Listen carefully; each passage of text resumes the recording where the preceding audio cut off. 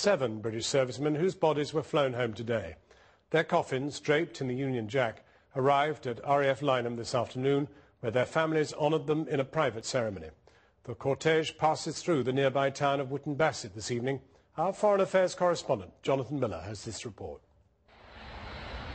The C-17 Globemaster touched down at 3:05.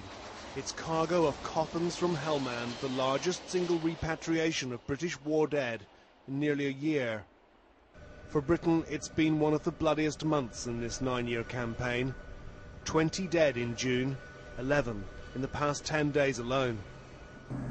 For those on the front line of what many fear is an unwinnable war, the pain of these losses made worse by the rising tide of doubt back here over whether such a terrible level of sacrifice is really worth it.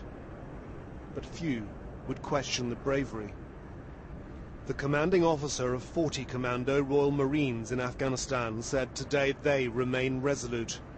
To doubt, he said, is to give ground to our enemy.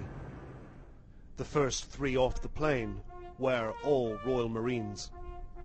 35-year-old father of 2, Sergeant Stephen Derbyshire, Darbs to his mates, was killed in a firefight with the Taliban last Wednesday. His partner Kate said he was strong, vibrant, generous and passionate. Mere words, she said, do not begin to convey the deep grief. 30-year-old Lance Corporal Michael Taylor was killed in a gunfight 1 day earlier. He leaves 3 children, and his partner Sonia described him as her soulmate. Your legacy will live on through your wonderful boys, who'll aspire to be just like you, she said. Marine Paul Warren was fatally wounded in an explosion on his patrol base. He'd lived with his family in Preston. They said he'd made them proud. Marine Warren was 23. Then it was Lance Corporal David Ramsden, the first of 4 killed when their armoured vehicle plunged into a canal last Thursday night. He was 26, and his family said his personality lit up a room. Colour Sergeant Martin Horton, 34, was from Runcorn in Cheshire. His sister recalled his cheeky grin and said, once met, never forgotten. The mother of Private Alex Isaac said her 20-year-old son was a fighter, so brave. You will always be in my heart, she said. 20-year-old Private Douglas Halliday from Merseyside will be remembered for his charm and his humour, his family said. Dougie was deeply loved, they added. We are all extremely privileged to have shared his short life.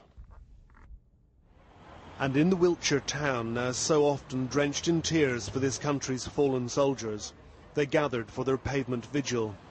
Wooten Bassett's tribute to 7 lives cut short 3,500 miles away.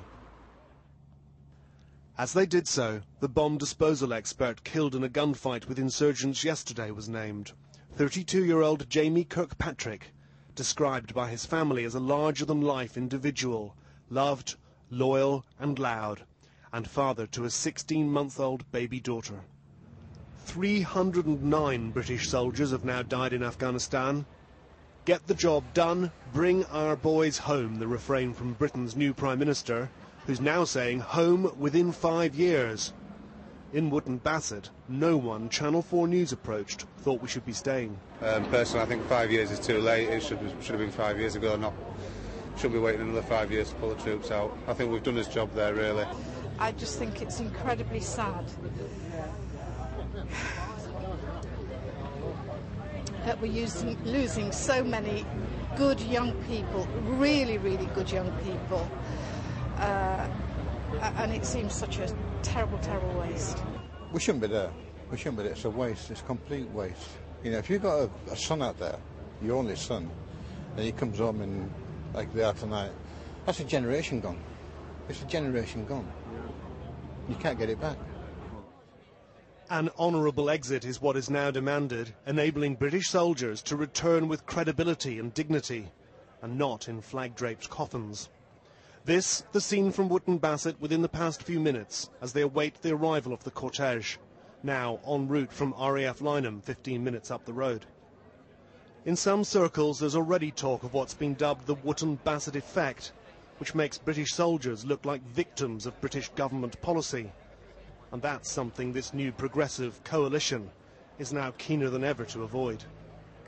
Jonathan